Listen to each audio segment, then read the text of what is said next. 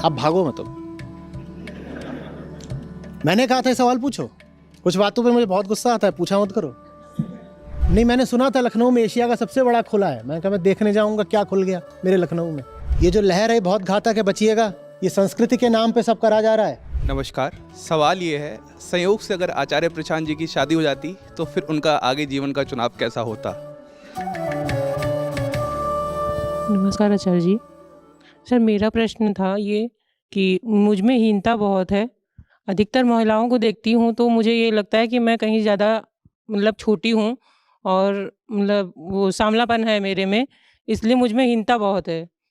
मेरे हस्बैंड हैं जो जिस लड़की से बात करते थे, वो लड़की मेरे से कहीं ज़्यादा सुंदर थी। उसको आज भी देखती हूँ तो मुझ में हीनता और ही ज़्यादा आ जाती है कि मैं ऐसी क्यों हूँ?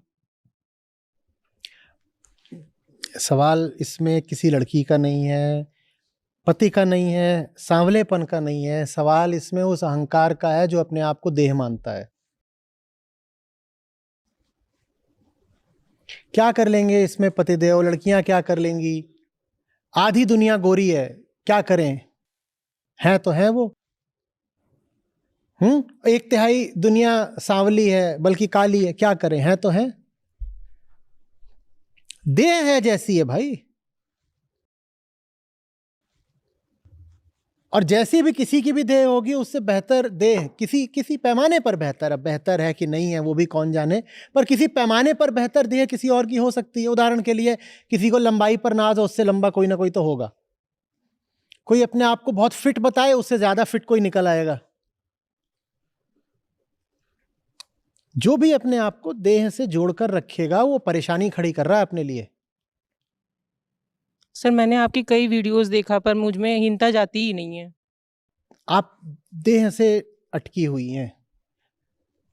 देह भाव पर जितना मैंने बोला है उसको बार बार सुनिए, और किताबें ही हैं सीधी सीधी जो देह भाव को संबोधित करती हैं, उसको पकड़िए। और एक चीज और कहूंगा, ये तो मैंने बताया कि क्या करिए। कुछ ऐसा भी है जो आप कर रही हैं और उसको आपको रोकना पड़ेगा। आपकी संगति कैसी है? आप किन लोगों की, विशेषकर किन महिलाओं की संगति कर रही हैं? आप टीवी सीरियल्स कौन से देख रही हैं? सर, अभी तो कुछ नहीं देखती हूँ, आप पहले किन लोगों देखती की थी। संगति कर रही हैं, या आपने अतीत में किन की संगति करी है जिसकी स्मृति आपके मन में है? क्योंकि कोई बच्ची पैदा नहीं होती ये भाव लेकर कि मुझे गोरा होना है। ये भाव तो संगति से आता है। ये भाव तो किसी ने आप में आरोपित करा है।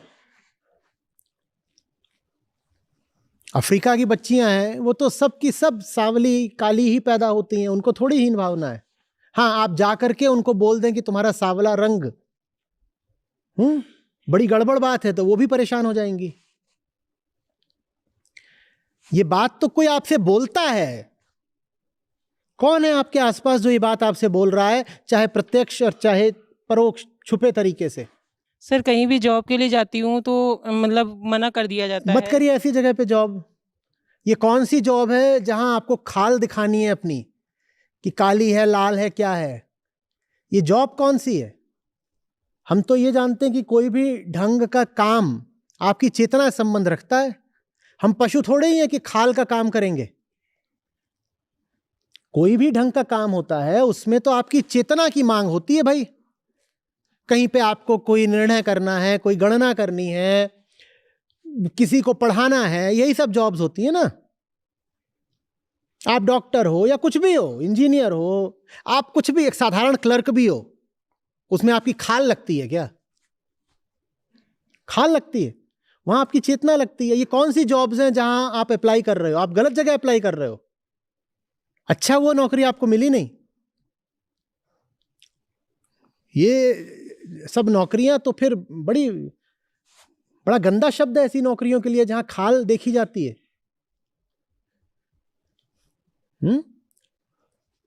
उस तरह के वातावरण से अपने आप को दूर करिए। और ये मैं सबसे बोलना चाहूंगा, विशेषकर महिलाओं से, लड़कियों से, ये कहां से तुमने बात पकड़ ली? ये किन लोगों को पकड़ लिया जो इस तरह की बातें करते हैं? और ये मैं सिर्फ सांवली लड़कियों से नहीं कह रहा हूं, मैं उन गोरी लड़कियों से भी कह रहा हूं जिनकी तारीफ की जाती है उनके गोरेपन पे। अगर आपके घर में ऐसे लोग हैं या आपके पति या प्रेमी लोग ऐसे हैं जो आपकी तारीफें ये बोल के करते हैं कि क्या तुम्हारा गोरापन है, व्हाट फेयरनेस, एकदम दूर हो जाइए, एकदम दूर हो जाइए। ये आपकी खाल के ग्राहक हैं। हम नाम ही ऐसा रखते हैं ना, उज्ज्वला, धवला, शुभ्रा। बड़ा मुश्किल है कि काली हम नाम भी रखते हो, जबकि वो देवी है, मां है, काली नहीं नाम रखते। श्वेता, काहे को श्वेता बोला उसको? श्वेत होने में क्या गुण है भाई ऐसा कि उसका नाम श्वेता रखा? बताओ तो। शुभ्रा क्यों नाम रखा उसका? शुभ्रता में ऐसा क्या खास है? शुभा रखा होता तो समझ में आता, शुभा नहीं रखा है, शुभ्रा रखा है। क्यों रखा है? क्यों? जो मां बाप ऐसे नाम रखे हैं, ये दुश्मन है क्या लड़कियों के अपने? ये क्या नाम रख रहे हो? श्वेता क्या नाम है?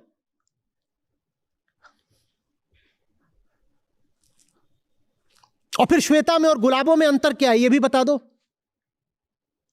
दोनों ही तो रंग हैं जो भारतीय आंखों को ज्यादा प्रिय हैं, गुलाबी गुलाबी और गोरा गोरा। और गोरे गोरे गाल जब शर्मा के गुलाबी गुलाबी हो जाते हैं तो मर्दों को क्या मजा आता है। तो श्वेता और गुलाबों में दूरी कितनी है ये बता दो। पर कोई गुलाबों बोल दे आपकी बेटी को तो आप चिहुक जाओगे, कहोगे छेड़ रहा है। और श्वेता आप जब नाम खुद देते हो तो आप क्या कर रहे हो बेटी के साथ? इतने सुंदर सुंदर नाम है, देवी के ही, शक्ति के ही कम से कम 50 नाम है। वो नाम आपको नहीं मिले कहीं। मैं 50 बोल रहे हैं, कोई 50 ऐसे हैं जो अर्थ लोगों को समझ में आएगा, नहीं तो 100 से ऊपर है। पलक, पंखुड़ी, क्या है ये? कोमल, क्यों कोमल? क्यों? वज्र क्यों नहीं? सुवज्रा,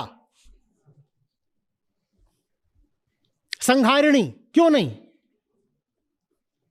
नहीं, क्यों नहीं? और अगर नहीं तो फिर नवदुर्गा और काली और महिषासुर और चंडमुंड भूल जाओ सबको तुम।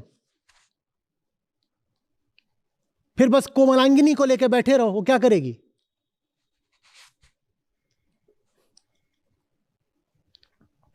और दक्षिण भारत में फिर क्या करोगे जहां पे त्वचा का रंग होता ही गहरा है?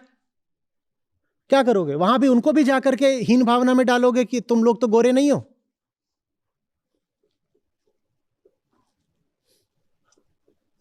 ये सब गहरे देव भाव की निशानी है। और इन सब का संबंध पुरुषों की भोग लिप्सा से है। और ये लिप्सा भी समय के अनुसार बदलती है। इतना हम नहीं महत्व देते थे गोरे रंग को अंग्रेजों से पहले। हमने तो अपने अवतारों को भी श्यामल बनाया है। और आप दक्षिण में चले जाइए, वहां विष्णु की अनेक मूर्तियां आप पाएंगे पूरी काली।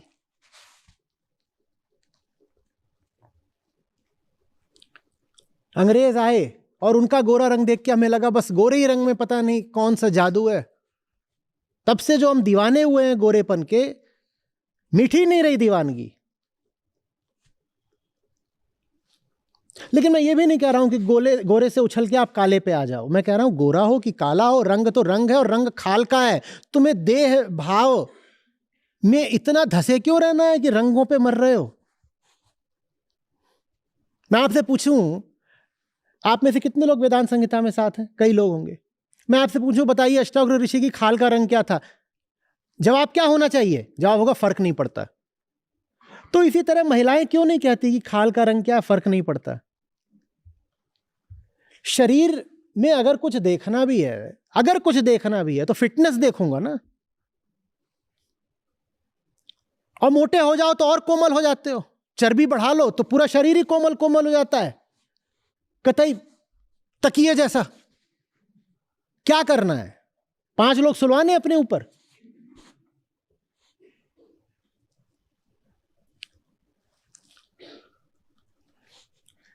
शरीर का अगर कोई गुण अच्छा है तो वो ये कि शरीर स्वस्थ रहे, स्वस्थ रहे ताकि परेशान ना करे, ताकि शरीर को संसाधन की तरह इस्तेमाल करके बोध की, मुक्ति की अपनी यात्रा पर महिला आगे बढ़ सके।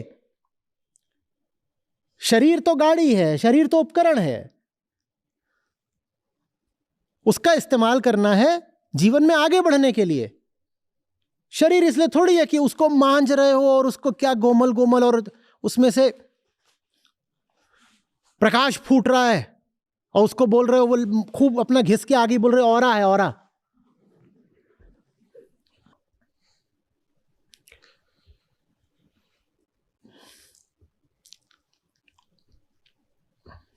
ये सारी बातें समझो स्त्री की मुक्ति के लिए बहुत आवश्यक है। और स्त्री का मतलब होता है आधे मनुष्य। जिन्हें हम मनुष्य बोलते हैं उनमें आधी तो स्त्रियां हैं बाबा। वो आधे मनुष्य अगर इस बात को नहीं समझेंगे तो वो मनुष्य कैसे जीवन में कुछ भी कर पाएंगे। आधी मनुष्यता को तो हमने तन से बांध दिया। ये गोरापन, ये बात कि तुम रसोई में और झाड़ू पोछे में रहो, साफ सफाई बहुत रखा करो, बिस्तर का पूरा ख्याल रखा करो, ये सब बातें आपस में जुड़ी हुई हैं। और महिलाओं ने इन बातों को आत्मसात कर लिया है। एक पुरुष को तो हो सकता है, एक सांवली महिला आज के हालात में भारत में पुरुष को हो सकता है सांवली महिला एक बार को फिर भी पसंद आ जाए। सांवली महिला खुद को कभी नहीं पसंद कर पाती, वो खुद को माफी नहीं कर पाती कि मैं सांवली क्यों। भाई नाहम देहास्मि, तुम्हारी खाल का रंग थोड़े ही हो। जिंदगी में बहुत ऊंची चीजें हासिल करने को, आप कितने ऊंचे हो कितने नीचे हो कद में शरीर के, इससे क्या लेना देना। किसी की बड़ी आंखें, किसी की छोटी आंखें, कोई दिखने में ज्यादा आकर्षक है, कोई नहीं है, क्या लेना देना।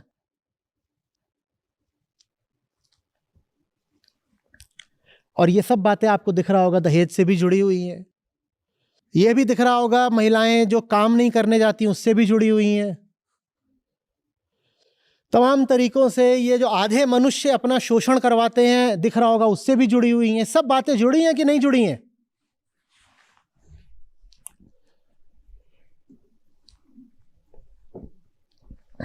भ्रूण हत्या से भी ये बातें जुड़ी हैं कि नहीं जुड़ी हैं।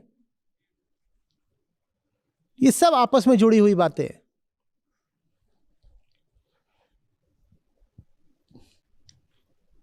न अर्थव्यवस्था में इन आधे मनुष्यों का प्रतिनिधित्व, न राजनीति में इनका प्रतिनिधित्व, न विज्ञान में, न कला में। जहां है भी तो वहां कहीं 5%, कहीं 10%, संपत्ति में 3%। इतना प्रतिनिधित्व है महिलाओं का। और सब महिलाएं परेशान किस बात को लेके हैं? Am I looking fair?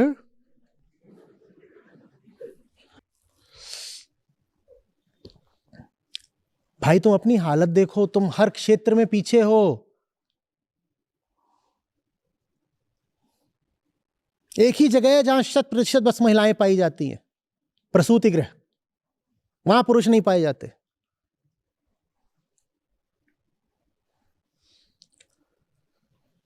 सारी ऊर्जा इन आधे मनुष्यों की क्या करने में जा रही है? देह को सजाने संवारने में। मैं सब महिलाओं की बात नहीं कर रहा, पर दुर्भाग्य की बात है कि भारत में अभी भी अधिकांश महिलाएं यहीं फंसी हुई है।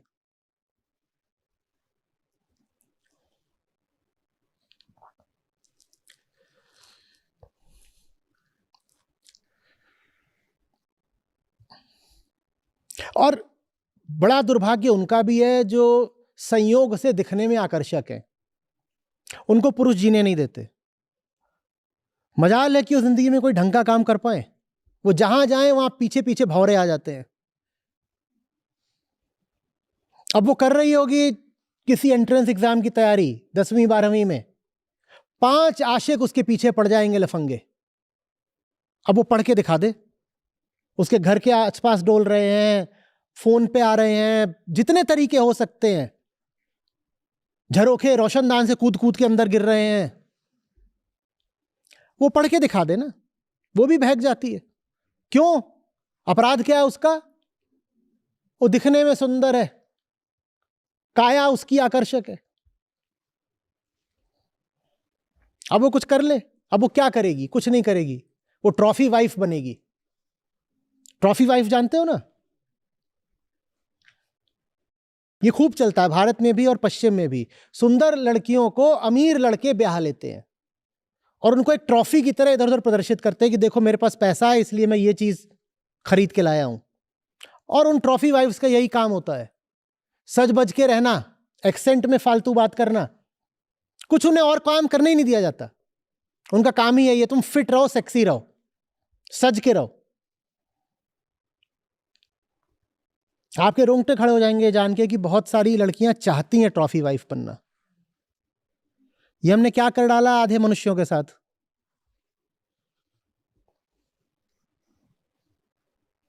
और बहुत सारी लड़कियां परेशान हैं कि उनका रंग ढंग काया कल्प उनका अच्छा नहीं है तो ट्रॉफी वाइफ नहीं बन पाएंगी। उनको यही परेशानी है। उनको ईर्ष्या हो जाती है कि देखो वो पड़ोस की थी, कोई ज्ञान नहीं, कोई गुण नहीं, पर अमेरिका के डॉक्टर से ब्याह हो गया उसका क्योंकि सेक्सी थी।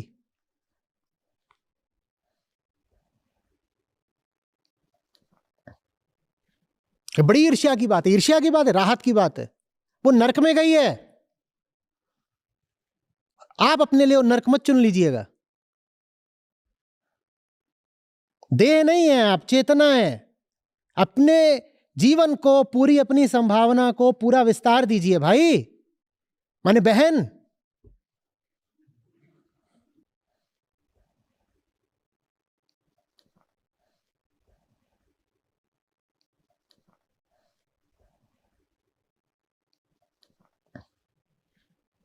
कल मैं गया लुलु मॉल। नहीं, मैंने सुना था लखनऊ में एशिया का सबसे बड़ा खुला है। मैं कहा मैं देखने जाऊंगा क्या खुल गया मेरे लखनऊ में। 80% सामग्री महिलाओं की। मैं कहा इतनी मुक्त हो गई मेरे लखनऊ की महिलाएं, यही कर रही हैं। कुछ ब्रांड तो वहां ऐसे थे कॉस्मेटिक्स के जो वहां गुड़गांव और डीएलएफ में, नोएडा में देखने को नहीं मिलते। गजब हो गया। और फिर मैं सड़कों पे निकलता हूं लखनऊ में तो वहां वही पुराना चेहरा और पुराना किस्सा महिलाओं का। ये कौन सा आधुनिकीकरण है? ये कौन सा सशक्तिकरण है? ये कौन सी आजादी है जहां आजादी का मतलब ही यही है कि और उपभोग करो, और सजो सवरो, और सेक्सी हो जाओ। सिलेक्शन रेट दिखाओ कम,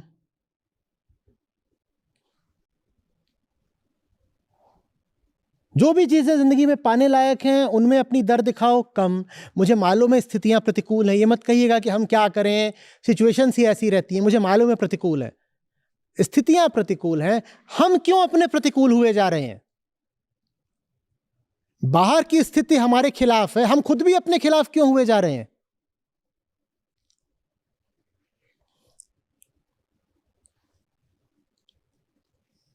आप एक एंटरप्रेन्योर बन जाओ, आप यूनिकॉर्न तक चले जाओ। आपसे कोई पूछेगा आप कैसे दिखते हो? मजाल है। दुनिया के बड़े बड़े धनपतियों को आप उनकी खाल के रंग पर जज करते हो क्या? वॉरेन बुफे क्या खूबसूरत दिखते हैं, आहा।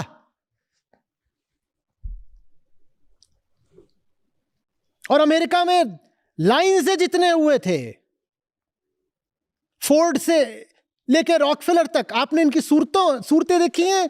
ये मॉडल्स थे सब। आपका व्यापार कहां है? आपकी उन्नति तरक्की कहां है? आपका विस्तार कहां है? लुलु मॉल और ब्यूटी पार्लर।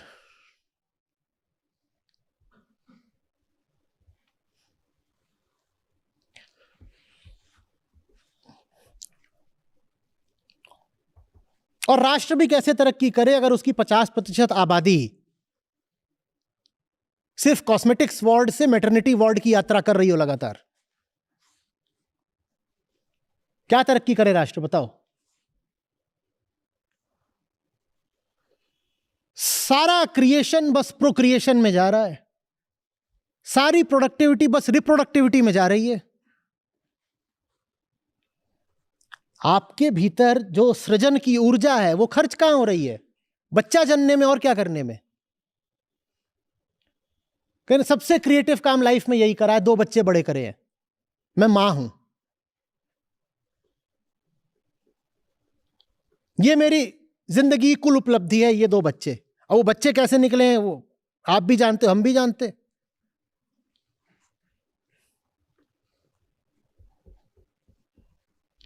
ये जितने बिगड़े हुए बच्चे निकलते हैं, बल्कि रोशनी में आते हैं, बिगड़े हुए तो सारे ही हैं, जितने बिगड़े हुए पकड़ में आते हैं, इनके पीछे भी तो कोई गौरवशाली मां ही होती है ना, और उसने जिंदगी भर यही करा होता है, बच्चे बड़े करे होते हैं। जब मां ने खुद को बड़ा नहीं करा तो वो बच्चे कैसे बड़े कर लेगी?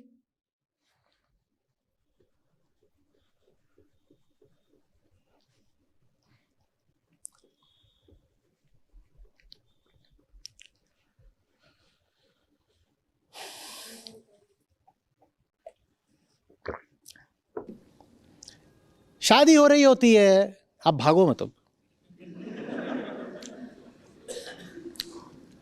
मैंने कहा था सवाल पूछो, कुछ बातों पे मुझे बहुत गुस्सा आता है, पूछा मत करो।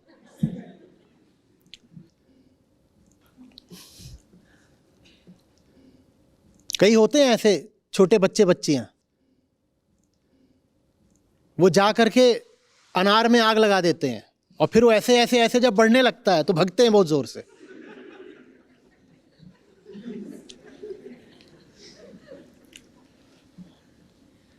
शादी हो रही होती है,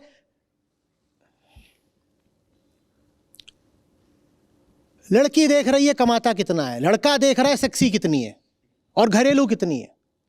ये चल क्या रहा है? ये चल क्या रहा है? ये खरीद फरोख्त नहीं है, ये व्यापार नहीं है। तुम देख रही हो दाम कितने देगा, वो देख रहा है देह कैसी है। जहां दाम और देह हो उस धंधे को क्या बोलते हैं? तो ये क्या कर रहे हो अपने साथ? जहां दाम देकर देह खरीदी जाए क्या बोलते हैं उसको? वो देखती है कि ये दाम कितने कमाता है, वो देखता है इसने देह कैसी बनाई है। ये क्या है? और फिर तुम चाहते हो कि तुमको इज्जत मिले और कहा जाए मिसेस फलाना। दुनिया के विकसित और अविकसित देशों में एक बात साझा पाओगे, जहां विकास है वहां नारी आगे है। इन दोनों में बड़ा जबरदस्त कोरिलेशन है। कुछ विकसित देश तो ऐसे हैं जहां की संसदों में महिलाओं का बहुमत है। अभी आप पता करके लाओगे मैं किस देश की बात कर रहा हूं। और भी हैं, चलो हिंट, यूरोप में है और ठंडा है। करो पता, मुझे मत परेशान करो।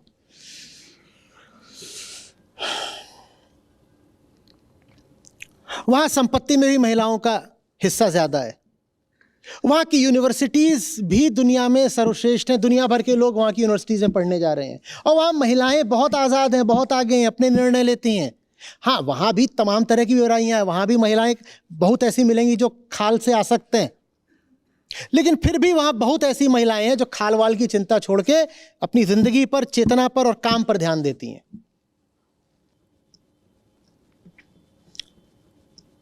अब खाल से तो आसक्त पुरुष भी हो सकता है, पुरुषों के भी तो ब्यूटी प्रोडक्ट्स आ गए हैं। तो वो बीमारी पाई तो कहीं भी जा सकती है, लेकिन कहीं कम है, कहीं ज्यादा है।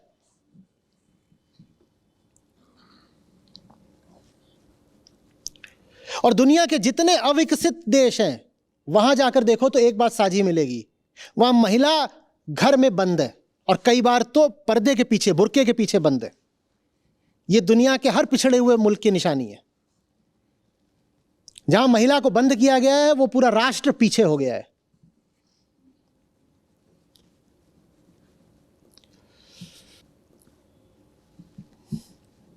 और भारत में भी अब एक लहर चल रही है जहां महिला को कहा जा रहा है तुम घर में ही रहो ना, ज्यादा पढ़ लिख के क्या करोगी, ये तुम्हारा फेमिनिज्म नहीं चाहिए हमको। ये जो लहर है बहुत घातक है, बचिएगा। ये संस्कृति के नाम पे सब करा जा रहा है कि लड़की ज्यादा पढ़ लिख लेगी तो मिल क्या जाएगा, 498A लगाएगी, ससुराल वालों पे झूठे मुकदमे करेगी और ज्यादा ऊंची ऊंची बहकी बहकी और मॉडर्न बातें करेगी तो बहुत लड़की को पढ़ाना लिखाना अच्छी बात नहीं है, इसको घर में रखो। लड़की जितना घर के भीतर कैद होगी, राष्ट्र उतना पिछड़ता जाएगा हर तरीके से। लड़की को घर में रखना लड़कों पुरुषों किसी के लिए भी, राष्ट्र के लिए ही अच्छा नहीं है। उसको तन मत बना लो कि वो तन है, दुधारू गाय है बस, जिसका काम है प्रजनन की फैक्ट्री की तरह चलना। और न उसको इस बात पे बहुत इज्जत दे दो कि देखो स्त्री तो बस माँ होती है, और अगर वो माँ है तो उसको सम्मान दे दो, भले उसे ज्ञान कतई ना हो। ये भी खूब चलता है। ऐसे नहीं होता बेटा, ऐसे नहीं होता। मैं सब लड़कियों महिलाओं से कह रहा हूं, ऐसे नहीं होता। सम्मान का हकदार कुछ चेतनागत विशिष्टताएं होती हैं। सिर्फ इसलिए कि आप पत्नी बन गई या मां बन गई, आप सम्मान की अधिकारी नहीं हो जाती। और जो लोग आपको बस इसी नाते सम्मान दे रहे हैं कि आप पत्नी हैं, कि बहू हैं, कि मां हैं, वो लोग खुद बहुत नासमझ हैं, हो सकता है शोषक भी हों।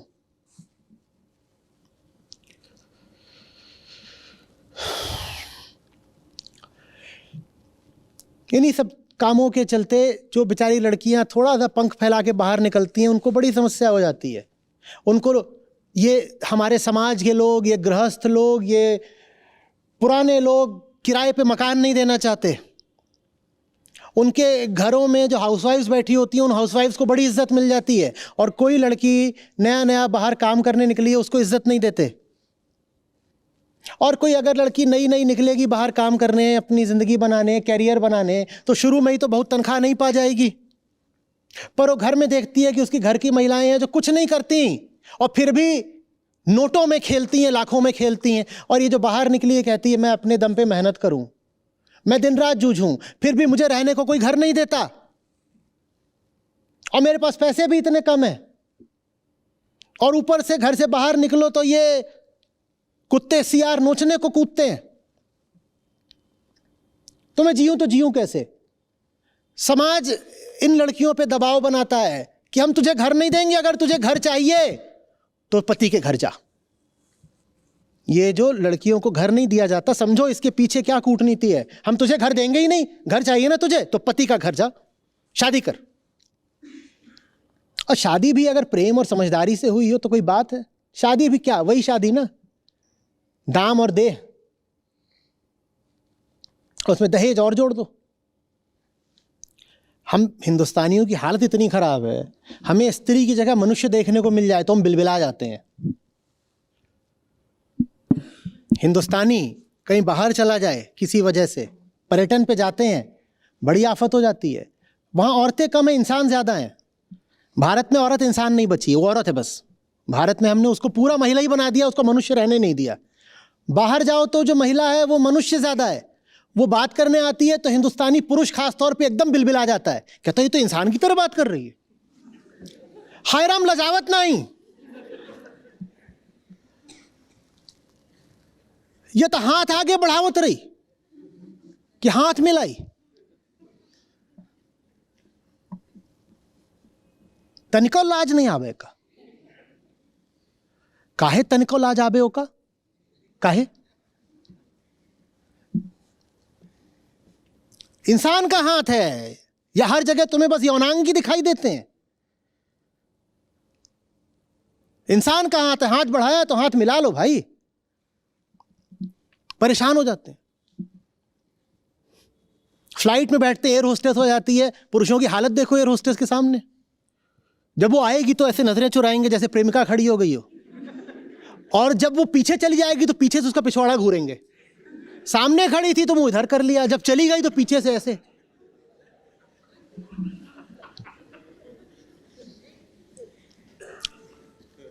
मुझे विंडो सीट चाहिए होती है आमतौर पे, नहीं मिलती। आइल सीट मिली है, मुझे भरोसा होता है कि मिल जाएगी, विंडो वाले को बोलो भाई साहब मेरी आइल है, चाहिए क्या? वो कूद के आता है, बोलता हाँ। बस इतना है कि जवान पुरुष होना चाहिए।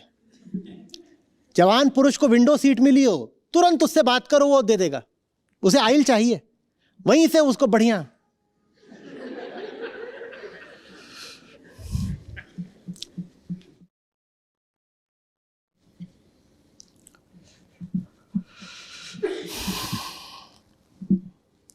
मैं कहना चाह रहा हूं कि स्त्री को तुमने जैसा बना दिया है ना, पुरुषों तुम भी चैन से नहीं जी पाओगे। अगर तुम आधी मनुष्यता के साथ सहज संबंध नहीं रख सकते तो तुम चैन से कैसे जियोगे? दुनिया की आधी आबादी तो इन्हीं की है, और इनको देखते ही असहज हो जाते हो।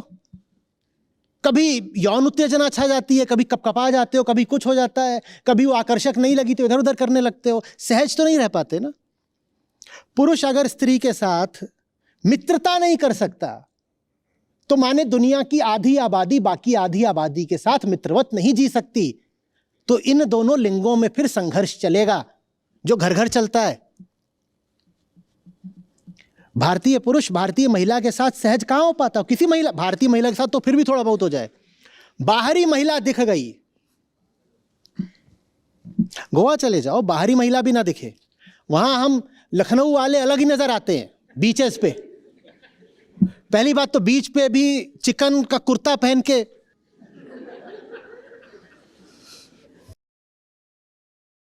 और दूसरे चल इधर रहे हैं और न जाने कौन से जादू से गर्दन 180 डिग्री पीछे, पूरा 360 डिग्री घूम रही है चारों तरफ। कहीं बिकनी दिखे बस। ये असहजता है, ये बीमारी है, ये रोग है कि नहीं है? ये रोग है कि नहीं है? ये पूरा रोग है। इंसान है सामने और 80-90% उसका शरीर तुम्हारे ही जैसा है। क्या पगलाए जा रहे हो? क्या ऐसा देख लिया? और जो तुम्हें वहां दिख रहा है वो दुनिया की आधी आबादी के पास है। ऐसी कोई रेयर चीज भी नहीं है कि बस अभी दिख गया लीनिंग टावर ऑफ पीसा। भाई मेरे, दुनिया की आधी आबादी वैसी ही है। दुनिया और पशु भी वैसे ही हैं, सारे मैमल, सारे स्तनधारी वैसे ही हैं। अब ये मनोविकार है पूरा। अब वापस जाते हैं अपने होटल में तो बीच उधर ही मेरी दिमाग से।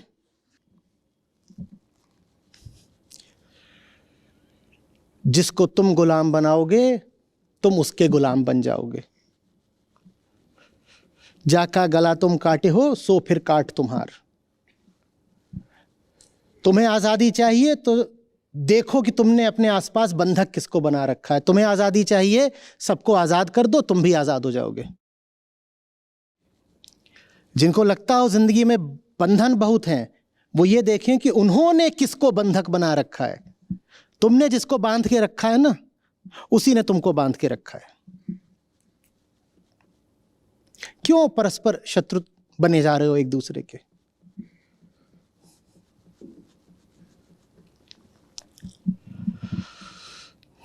ठीक कह रहा हूं? कुछ गलती तो नहीं हुई? बुरा भी जल्दी मान जाती हैं आप लोग। सो एरोगेंट।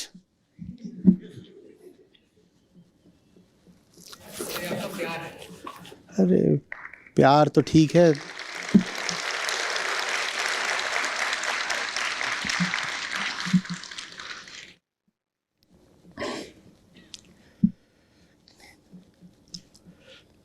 बोलिए।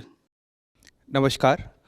सवाल ये है, संयोग से अगर आचार्य प्रशांत जी की शादी हो जाती तो फिर उनका आगे जीवन का चुनाव कैसा होता? सर मेरी शादी हो चुकी है और 2.5 साल भी हो चुका है। तो सर मैं ये नहीं पूछना चाह रहा रिश्ता कैसे होना चाहिए दो मनुष्य के बीच में। मैंने बहुत वीडियो आपकी देख ली, नोट्स भी बना लिए। आपका चुनाव सर कैसा होता? शादी कभी संयोग से नहीं होती। आप बचपन से जो बने बैठे होते हो उसी का परिणाम होते हैं आपके जीवन में होने वाले सब तरीके के विस्फोट। अचानक थोड़ी हो जाता है।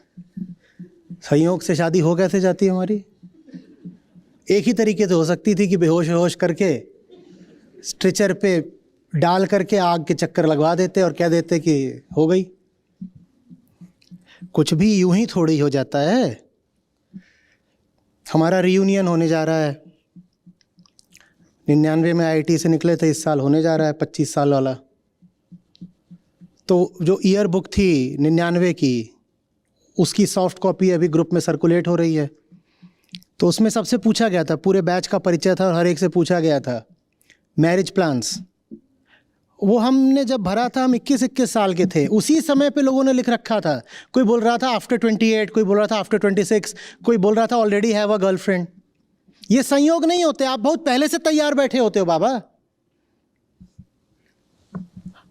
हमारे नाम के आगे क्या लिखा हुआ था? मैरिज प्लान्स, आगे ब्लैंक था। ये भी नहीं लिखा था नन।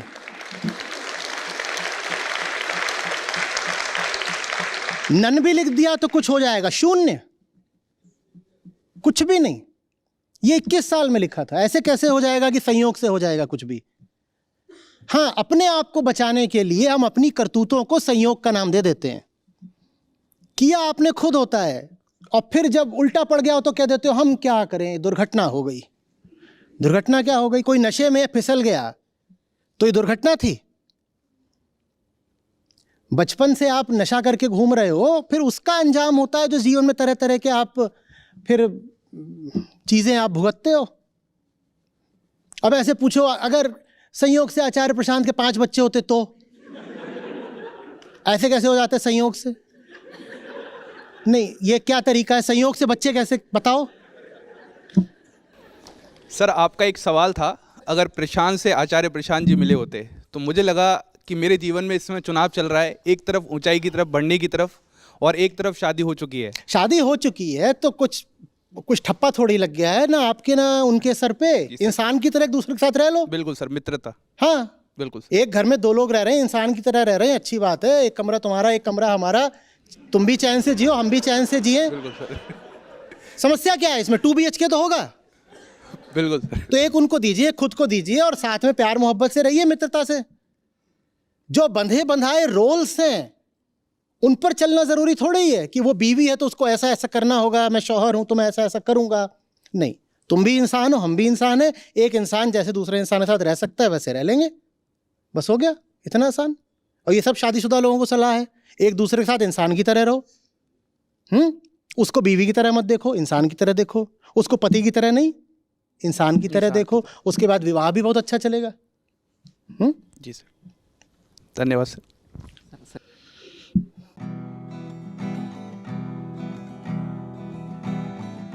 तन को जोगी सब करे, मन को विरला कोय। तन को जोगी सब करे, मन को विरला कोय। सहज सब विधि पाइए, जो मन जोगी होए रे साधो। जो मन जोगी होए, तन को जोगी सब करे, मन को विरला कोय। तन को जोगी सब करे, मन को विरला कोय। सहज सब विधि पाइए, जो मन जोगी होए रे साधो। जो मन जोगी होय। यह तन विष की बेलरी, गुरु अमृत की खान। यह तन विष की बेलरी, गुरु अमृत की खान। शीश दिए जो गुरु मिले, तो भी सस्ता जान रे साधो। तो भी सस्ता जान। यह तन विष की बेलरी, गुरु अमृत की खान। यह तन विष की बेलरी, गुरु अमृत की खान। शीश दिए जो गुरु मिले, तो भी सस्ता जान रे साधो, तो भी सस्ता जान। विषय वासना उर्झिकर जन्म गवाया बाद। विषय वासना उर्झिकर जन्म गवाया बाद। अब पछतावा क्या करे, निज करनी कर याद रे साधो, निज करनी कर याद। विषय वासना उर्झिकर जन्म गवाया बाद। विषय वासना उर्झिकर जन्म गवाया बाद। अब पछतावा क्या करे, निज करनी कर याद रे साधो, निज करनी कर याद। एक दिन ऐसा होएगा, कोई काहू का नाही। एक दिन ऐसा होएगा, कोई काहू का नाही। घर की नारी को कहे, तन की नारी जाहिर साधो, तन की नारी जाही। एक दिन ऐसा होएगा, कोई काहू का नाही। एक दिन ऐसा होएगा, कोई काहू का नाही। घर की नारी को कहे, तन की नारी जाहिर साधो, तन की नारी जाही। प्रीति बहुत संसार में, नाना विधि की सोई। प्रीति बहुत संसार में, नाना विधि की सोई। उत्तम प्रीति सो जानिए, सतगुरु से जो होए रे साधो, सतगुरु से जो होए। प्रीति बहुत संसार में, नाना विधि की सोई। प्रीति बहुत संसार में, नाना विधि की सोई। उत्तम प्रीति सो जानिए, सतगुरु से जो होए रे साधो, सतगुरु से जो होए।